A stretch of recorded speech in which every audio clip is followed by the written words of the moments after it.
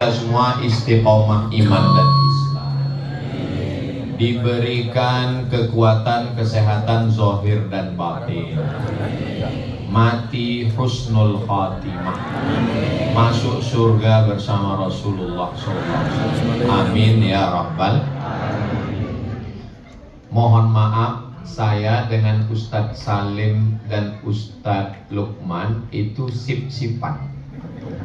Jadi tadi Ustadz Salim dengan Ustadz Lukman duluan ke sini, saya ke rumah Ami Yusuf. Lalu kemudian sekarang saya ke sini dengan Habib Muhammad bin Anis, Ustadz Lukman dan Ustadz Salim yang ke rumah Ami Yusuf. Oh, masih ada di belakang. Tadi saya tanya karena terlambat datang, Ustadz Salim, Ustadz Lukman, iya, ini temanya apa? Katanya tentang binatang dan serangga. Oke lah, kalau tentang binatang berarti ada istilah Lion King. Tapi jangan raja singa, penyakit. Biasanya singa itu dijadikan sebagai simbol raja hutan. Dan kelihatannya masjid kita pun di tengah hutan ya. Dulunya hutan.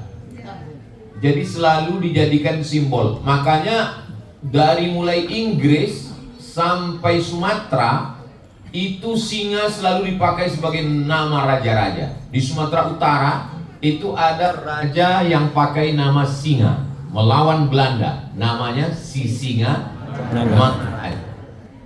Orang Melayu maksudnya bukan lawan dari Melaku. Orang Melayu ada juga yang namanya pakai singa. Di Indragiri Riau namanya Narasinga. Sebelum Islam masuk, diabadikan sebagai nama stadion sekarang. Namanya Stadion Narasinga.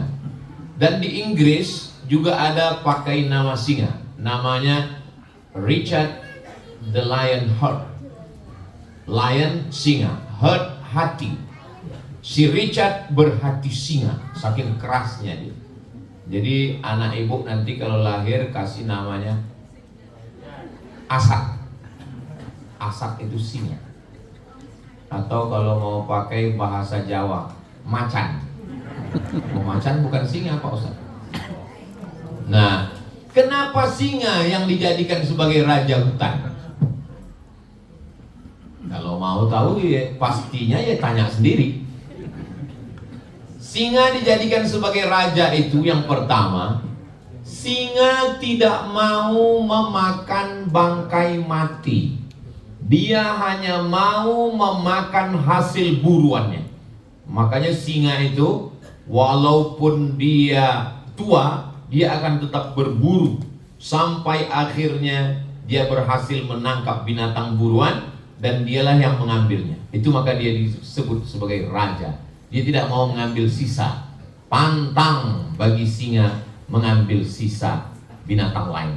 Dia pasti akan menerkam, mencabik-cabik, memakan. Nah, jadi kalau mau belajar dari singa, makan dari hasil tetes peluk keringat sendiri. Mudah-mudahan kita ini semua yang berusaha dengan hasil usaha kita, bukan dari hasil korupsi, bukan dari hasil tipu-tipu, bukan dari hasil bohong. Kalau ada yang tersinggung berarti pelakunya. Kuncin dengar tausiah Ustaz Somad itu satu aja, jangan tersinggung. Beberapa jamaah tersinggung pulang meninggal.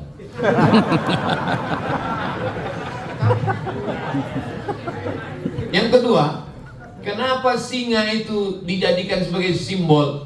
Singa setelah dia berusaha mengejar, mengintai, menangkap, berhasil menerkam, mencabik-cabik, dan dia tidak makan habis.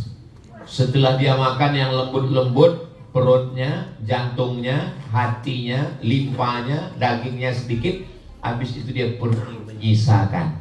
Ada sisa untuk hiena, ada sisa untuk serigala, ada sisa untuk anjing hutan. Dia tidak mau makan habis. Sekarang apa yang terjadi dengan kita? Ikan bakar tulang lunak. Kucing meneteskan air mata. Jatah kami mana, bro? Tidak boleh istinja, mohon maaf, cebok dengan air, istinja, istijmar, dicuci, digosok dulu dengan batu. Tidak boleh dengan tulang. Kalau ketemu dengan tulang kambing, tulang onta, tulang kerbau nggak boleh. Kenapa? Innahu ta'amu ikhwanikum. Karena tulang-tulang itu adalah makanan saudara kamu dari kalangan jin muslim. Makanya habis makan sup tulang, jangan dibiarkan tulangnya di dapur. Nanti mereka datang makan. Maka cepat buang ke tong sampah.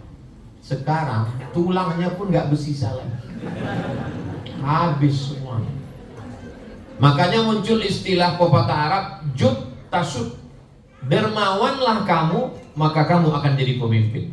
Singa itu jadi pemimpin bukan karena dia sangar ditakuti, bukan hanya itu, tapi dia orangnya suka berbagi. Alhamdulillah Pak Ustadz, pemimpin kami suka berbagi. Berbagi hari Jumat? Enggak. Berbagi bulan Ramadan? Enggak. Terus berbagi 5 tahun sekali Pak Ustadz.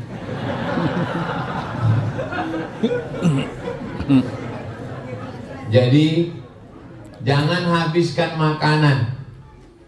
Ada salah seorang orang kaya, dia nggak suka disebut namanya, menjaga kode etik jurnalistik. Dia nggak bisa makan sendiri. Kalau makan mesti ngajak teman, ngajak kamu. Tapi ada juga beberapa teman kita, dia kalau makan mesti dengan teman. Supaya apa? Supaya teman itu yang bayar. Bapak punya teman jenis begini? Ada orangnya. Mudah-mudahan panjang umur. Amin, amin. Alhamdulillah Pak Ustadz, teman saya ini namanya Bakhil bin Medit bin Pelit bin Kikir. Alhamdulillah setelah mendengar ceramah Ustadz sekarang baik Pak Ustadz. Baiknya gimana? Dia sekarang sudah bisa bayar makanannya sendiri. Dalam Islam, bahasa Arab itu kaya sekali. Makanya kamus bahasa Arab, Lisanul Arab, ditulis oleh Imam Ibnu Manzur, tebal 1 meter. Kamus lengkap bahasa Indonesia, Purwadarminta, sejengkal. Bukan menyepelekan bahasa kita, itu juga diambil dari bahasa Melayu. Ada namanya Bakhil, Al-Bukhlu, nama orangnya Bakhil. Tapi ada lagi namanya Syuh. Makanya dalam Al-Quran, wa may yuqa syuhha nafsihi fa ulaika humul muflihun. Siapa yang selamat dari penyakit syuh, dialah orang yang beruntung.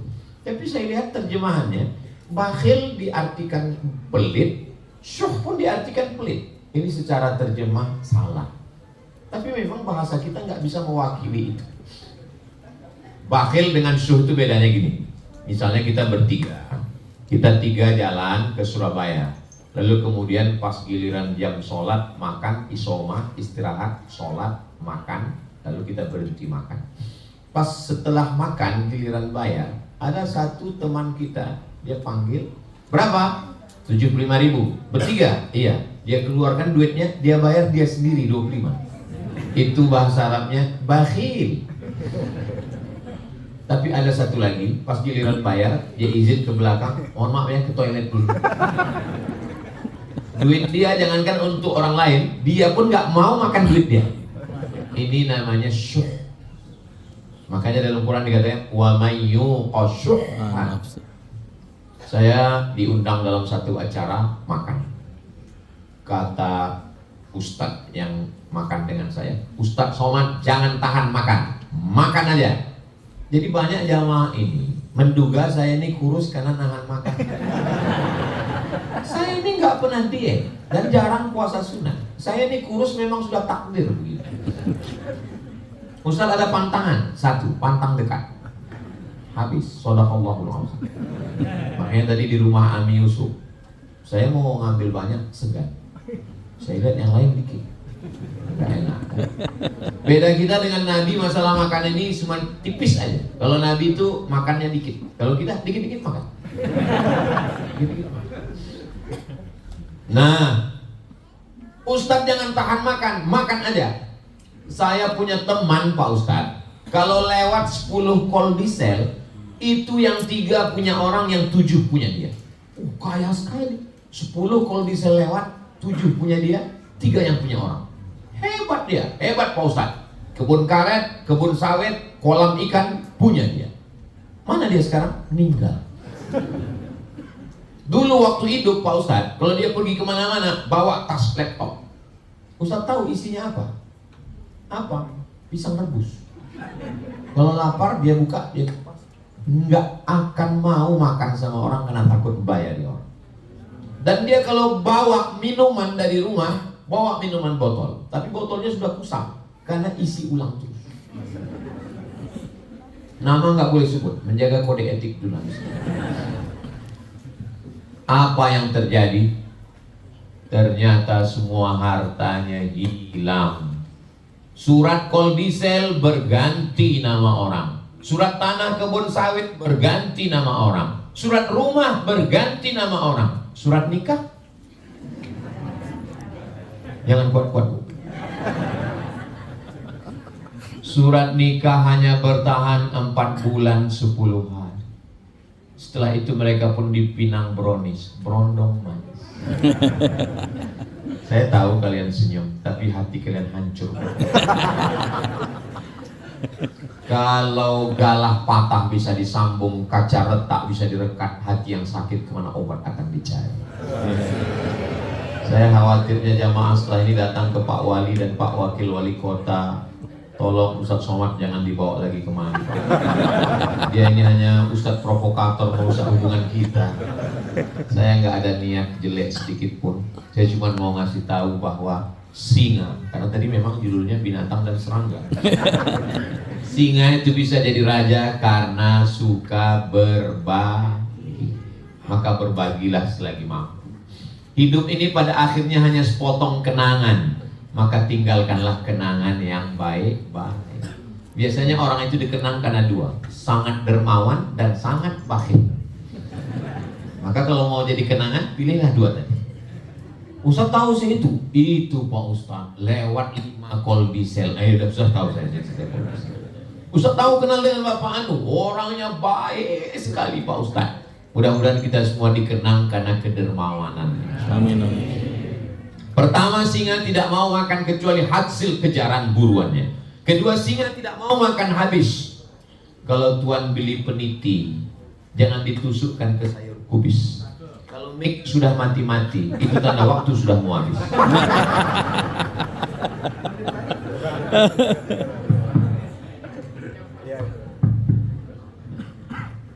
Saya sudah banyak tausiah kemana-mana, tapi baru inilah masjid yang menyediakan 3 mikro. Luar biasa. Ini pasti masyarakat sekitar ini adalah singa-singa semua. Amin, amin. Diaminkan. Artinya suka berbagi. Amin. Kadang di masjid itu kita sholat, lantainya pun semen kasar, nempel pasir, bukan cuma pasir, kuku pun nempel dikit-dikit. Tapi di masjid kita cobalah lihat, keramiknya manjat sampai ke dinding. Untung nggak ada tukang yang pandai memasang keramik di atap. Kalau ada pakai atap juga. Di atas ini pula kaca. Ini saya ke atas ini seakan-akan sedang melihat ikan mas koki. Hai Besti.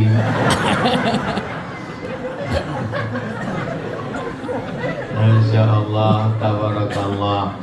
Masjidnya adem, ayam, AC-nya.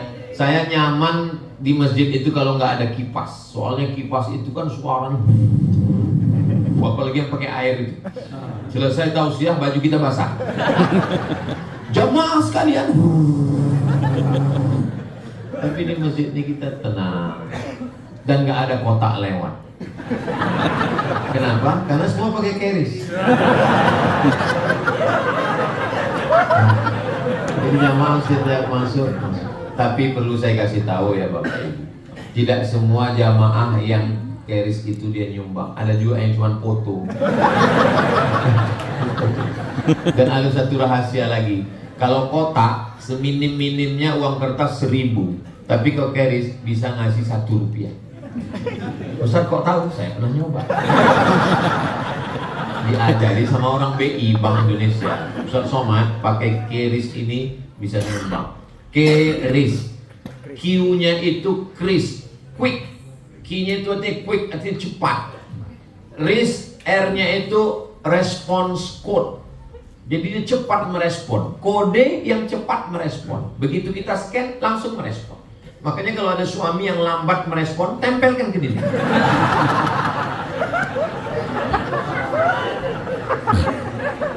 Quick respon code yang kita banggakan Kris, I-nya itu adalah Indonesia, S-nya standar. Kris quick respon code Indonesian standard.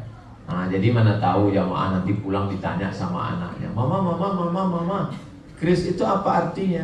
Ya kalau zaman dulu nenek moyang kita pakai keris, sekarang pakai kris. Itu informasi yang menyesatkan.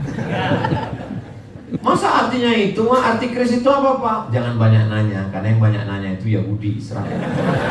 Kalau nggak percaya, tanya sama Ustadz Hussein Gaza.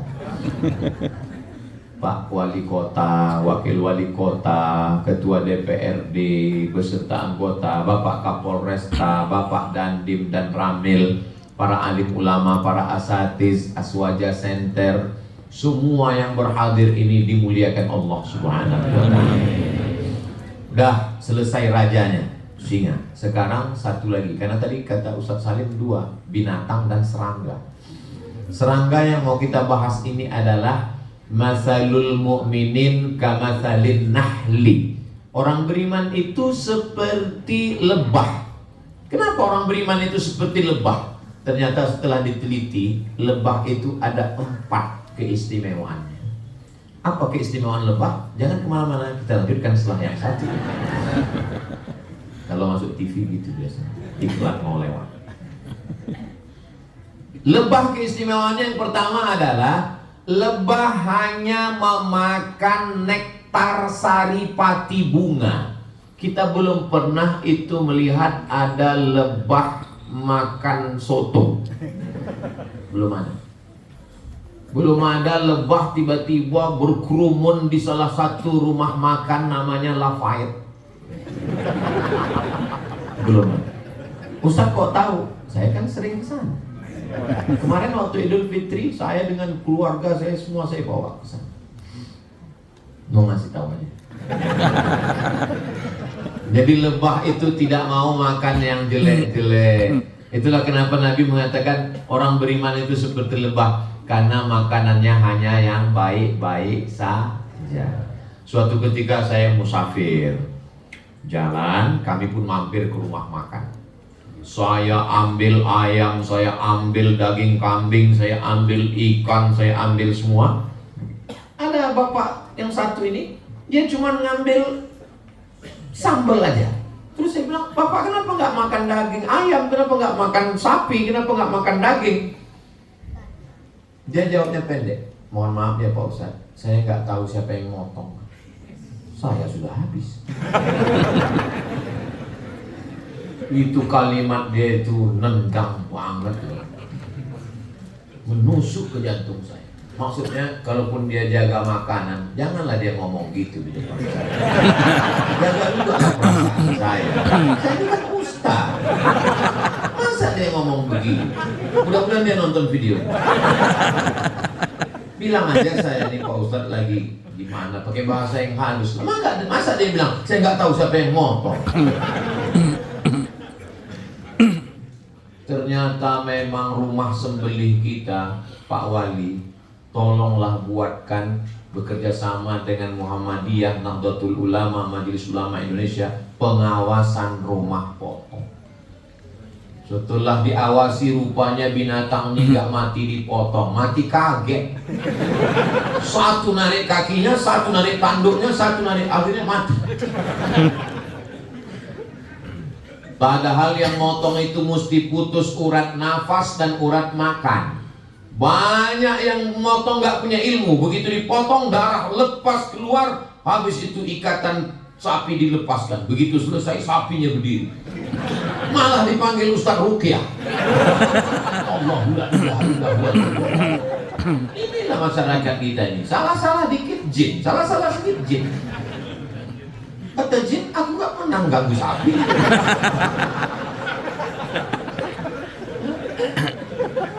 Jadi ilmunya mesti benar. Makanya ini nggak lama lagi sudah masuk Zulhijjah. Maka tolong penyembelihan yang benar. Kami mohon maaf bukan mau mengiklankan, hanya ingin menyelamatkan. Kami selalu mengundang Juleha untuk menyembelih. Juleha itu bukan perempuan, juru sembelih halal. Suami ibu yang macam-macam serahkan ke Juleha. Mama izin nggak kalau papa? Izin pak, izin. Ini nomor Juleha. Biar mereka selesaikan secepatnya. Ya, setuju beliau.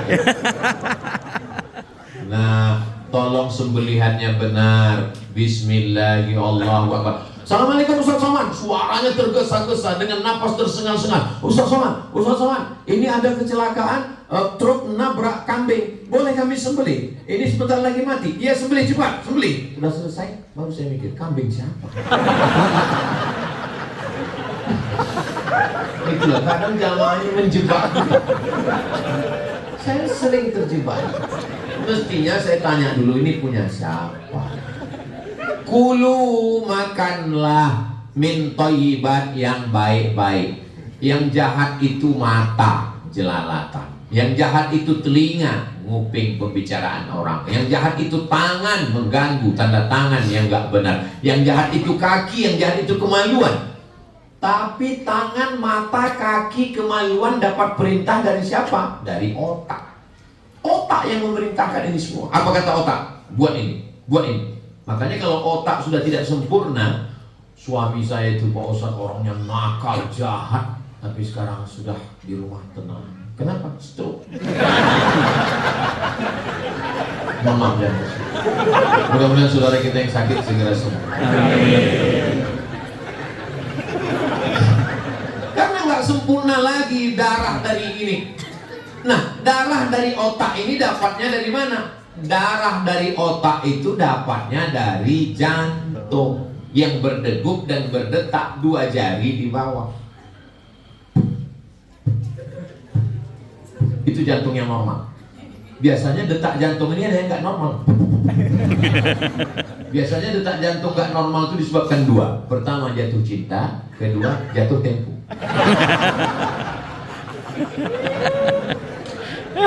Jantung itu menyemburkan darah dari jantung naik ke otak, dari otak ke mata. Jantung itu dapat darahnya dari mana?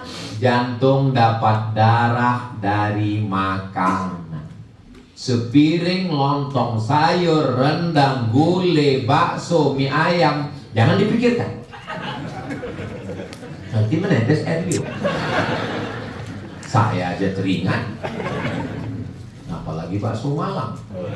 Banyak iklannya di Riau. Cuman pas di Malang nggak ketemu.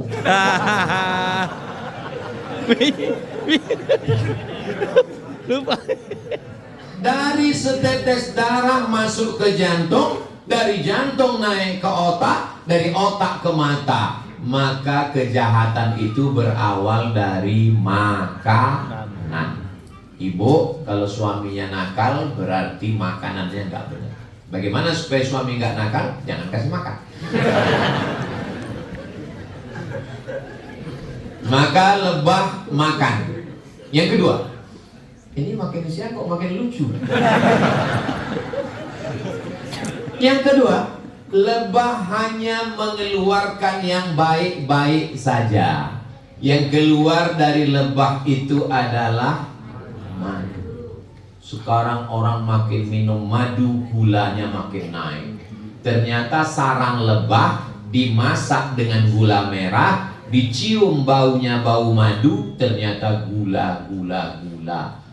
Wahai penjual madu oplosan, Ustaz nunjuk siapa? Yang nonton. Mudah-mudahan Allah selamatkan kita. Amin. Ustaz, madu yang asli ini gimana caranya? Bawa pulang ke rumah, kalau istri marah berarti asli.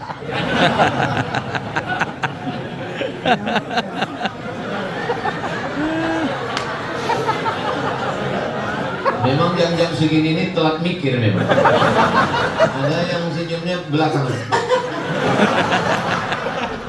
Nah, jadi orang beriman itu tidak pernah mengeluarkan yang tidak baik. Ngomongnya baik, tutur katanya baik. Kenapa orang tidak mau masuk Islam? Bukan karena Al-Qur'annya tidak baik, tapi perbuatan orang Islam tidak baik. Lampu hijau baru 1 detik, tik, peng, teng.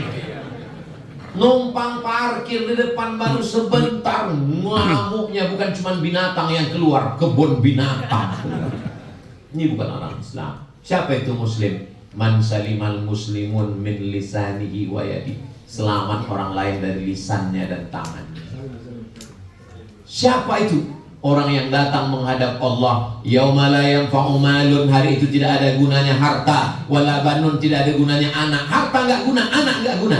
Yang guna adalah man atallaha biqalbin salim, datang kepada Allah membawa hati yang salim. Itulah dia salim afim.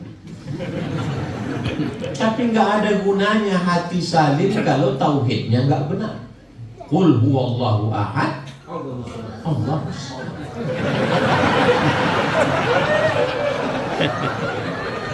Hati bersih, tauhidnya lurus, itulah nasihat yang disampaikan oleh Luqman kepada anak. Wa il qala Luqmanu libnihi wa huwa ya'zuh, dia nasihatkan. Tapi kita tahu cerita tentang Luqman itu dari siapa? Kalau bukan dari Sayyidina Muhammad sallallahu alaihi wasallam. Allahumma shalli wa sallim. Supaya empat ini namanya masuk. Habib Muhammad bin Anis, Ustadz Luqman, Ustadz Salim Abdullah, Ustadz Abdul Somad. Tapi nama yang paling mulia adalah nama yang rendah, yang dihina, yang direndahkan, budak hamba sahaya disandingkan dengan Allah, Abdullah. Itulah dia Ustadz Abdullah Hadram. Daripada saya di WA pulang dari sini.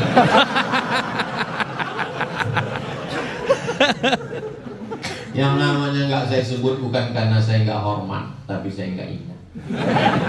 Jadi orang beriman itu yang keluar baik-baik saja. Yang ketiga, lebah tidak pernah menyusahkan orang lain. Lebah hanya membuat sarang di batang pohon yang tinggi. Apa pernah lebah buat sarang di samping dapur kita? Nggak pernah. Lebah. Tapi aneh, kemarin saya lihat lebah buat sarang di gedung perpustakaan daerah. Di gedung pustaka dia buat. Ternyata lebah tidak mengambil rumah kita. Kitalah yang sudah mengambil rumah lebah. Hutannya kita potong. Akhirnya harimau masuk ke kampung. Orang kampung ngamuk, harimau masuk kampung. Untung harimaunya nggak bisa ngomong. Kalau ngomong bisa ngomong harimaunya. Kalianlah yang sudah masuk ke kampung kami. Kita yang sudah mengambil jalan mereka. Kita yang sudah menebang pohon mereka. Man qata'a sidratan, siapa yang memotong sebatang pohon sidir, sawwallahu ra'sahu finnar, disungkurkan Allah kepalanya ke dalam api neraka. Lebah tidak pernah mengganggu. Lebah makannya yang baik. Lebah hanya mengeluarkan yang baik. Keempat, lebah tidak pernah merusak, tapi kalau dia diganggu. Kalau nggak percaya, pulang dari sini cari sarang lebah. Ambil ketapel, lempar pakai batu. Sekali dia diganggu, dia akan mengejar sampai ke dalam kali sungai. Begitu kamu tarik nafas ke atas, baru dia tutup. Dan lebah cuma punya satu senjata seumur hidupnya. Dia tahu kalau senjata itu sudah dia pasang, dan ketika dia terbang, perutnya akan tercabut. Itu senjata yang di belakang, sengatnya itu kalau sudah masuk ke kulit kita, dia terbang, itu melekat, tercabut, dan dia akan mati. Karena prinsip lebah adalah ish kariman au mut syahidan. Hidup mulia atau mati syahid. Lebah gak pernah ngomong gitu, saya saja punya. Bagi lebah lebih baik putih tulang daripada putih mata. Putih mata itu maksudnya melihat mahasiswi yang dulu kalian antar ke kampus sudah dipinang orang lain. Lebih baik putih tulang daripada putih mata. Apa maksudnya putih tulang? Ya banting tulangnya Pak Ustaz. Mudah-mudahan apa yang saya sampaikan ini menjadi pelajaran buat saya sendiri, buat kita semua, sehingga kita bisa menjalin persaudaraan, saling berbagi, menjaga. Dan lebah itu ada tugasnya masing-masing. Ada ratu lebah, ada pasukan pencari makan, dan dia tidak pernah lupa jalan pulang. Lebah begitu dia terbang dan dia tahu lagi jalan pulang. Malah ada orang beriman gak tahu jalan pulang, gak pulang-pulang, namanya Bang Toy. Mudah-mudahan kita semua bisa mengambil pelajaran dari makhluk-makhluk Allah supaya kita fakta di ruya ulil absar, ambil pelajaran. Ustaz hanya boleh sampai jam 12.30, ini sudah jam 12.35. Ini sudah melanggar kode etik. Mudah-mudahan Allah mengampuni kita semua. Amin amin. Madiun lemahe teles matur nuwun Allah sing bales. Amin sami. Itu dari Habib Muhammad bin Hadi. Saya tutup dengan pantun yang dari saya. Menangkap puyuh di Bukit Selasih. Thank you dan terima kasih.